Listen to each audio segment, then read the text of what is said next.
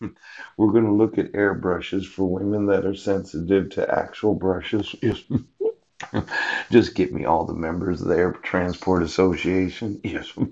Now, while I was going through some of the innovations, yes, you got quite a bit in here. Look at United Parcel Service. Pooh. Why don't you give me every commercial airplane that's used for the transportation of any goods other than actual persons and all of their flight crews? Now, I had talked to the UPS about buying their old brown trucks. Yes, look at Military Airlift Command, Boeing 747. They didn't want me competing with them. When I found out that it takes up to 10 years to get a commercial aircraft approved for sale, I thought, oh my gosh, no wonder it takes so long. It takes you 10 years to design an aircraft. You've been making them for practically 100 years and you still don't know how they work.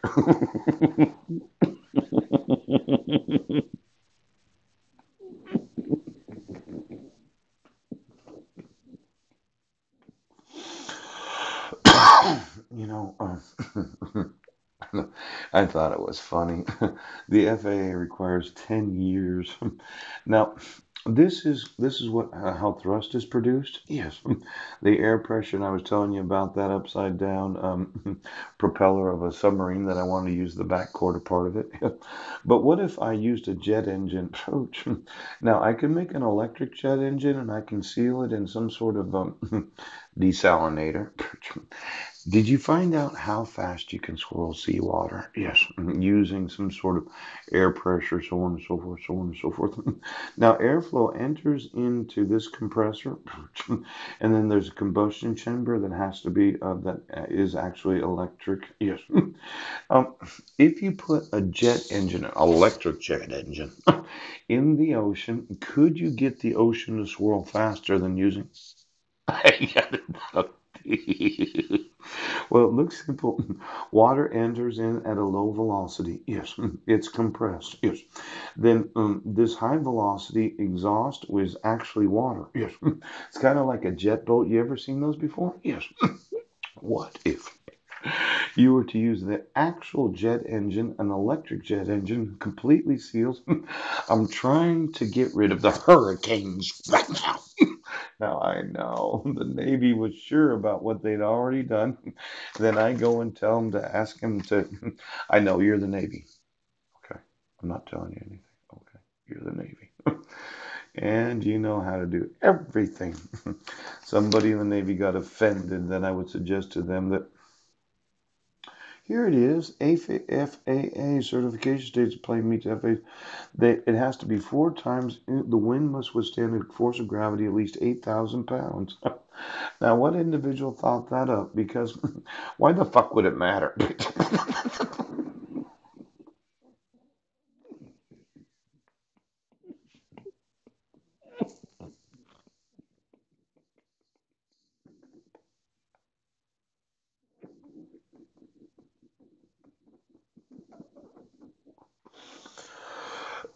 When you go through the FAA requirements for the manufacturing of planes, yes, they must have a very good reason why a plane that weighs 2,000 pounds, that its wings must withstand the force of gravity at least 8,000 pounds. Now, when I was looking at the design of these, yes, this is a big Boeing manufacturing plant. Since I can make recycled garbage at half the weight of metal, yes, but has the same strength, is there any reason why I wouldn't manufacture planes out of garbage instead of actual metal? Well, if a plane weighs half as much, right? The plane weighs 1,000 pounds, yes, because well, I'm just wondering, of all the parts that are being used in aircraft manufacturing, considering building materials, yes, is there any way that I could design planes that weigh half as much?